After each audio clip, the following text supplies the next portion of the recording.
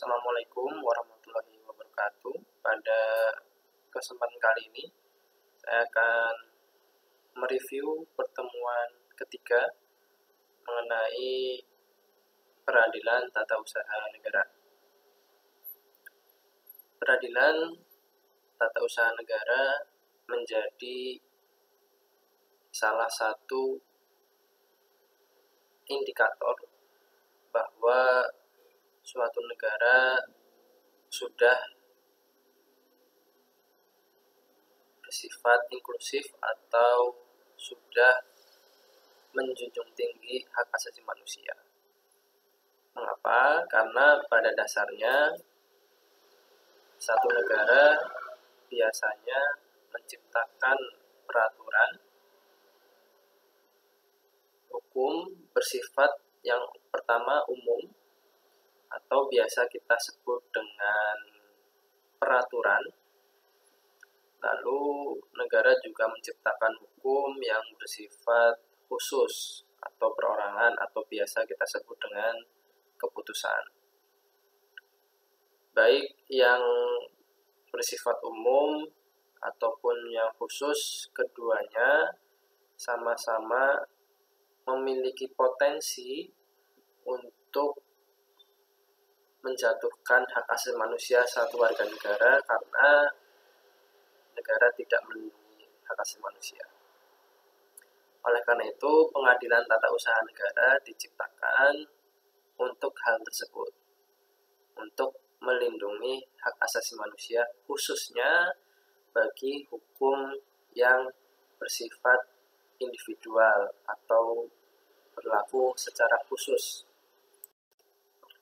Bagi individu yang merasa terzalimi oleh pejabat negara atau badan tata usaha negara dapat melaporkan satu keputusan tata usaha negara, menyengketakannya di peradilan tata usaha negara. Lalu sengketa tata usaha negara, unsurnya yang pertama tentu tadi ada perseorangan atau badan hukum, itu yang pertama, melawan badan tata usaha negara atau pejabat tata usaha negara sebagai kepanjang tanganan sebuah negara. Lalu yang ketiga tentunya ada satu keputusan tata usaha negara. Tiga hal ini menjadi objek sengketa yang dipersengketakan di dalam tata usaha negara. Di dalam Undang-Undang Peradilan Tata Usaha Negara juga disebutkan bahwa sengketa tata usaha negara bersifat konkret, individual, dan final.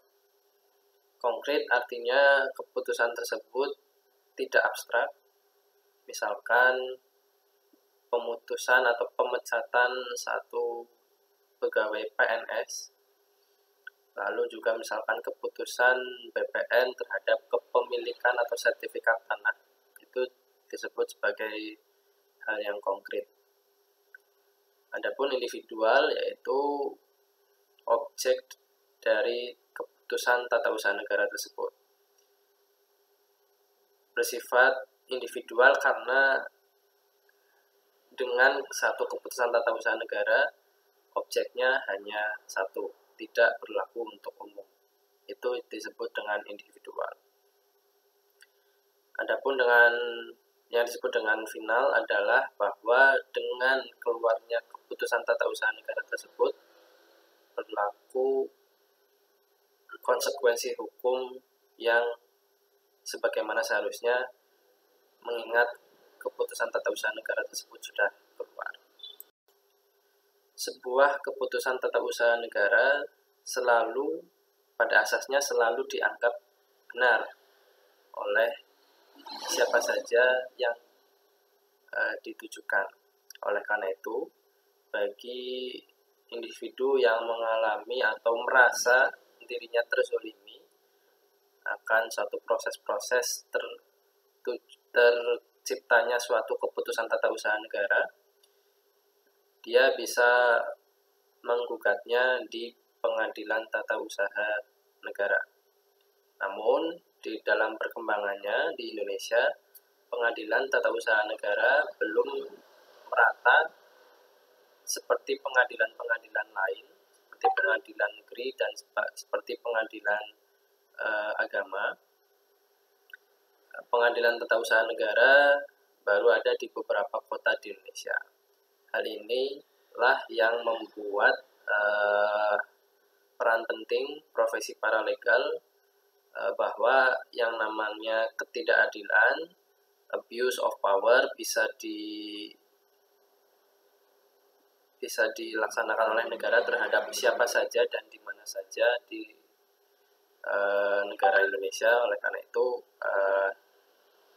paralegal bersifat memiliki peran penting untuk mengawal, mencegah, dan mengadvokasi pihak-pihak yang merasa terzalimi oleh keputusan tata usaha negara yang bersifat individual, final, dan konkret.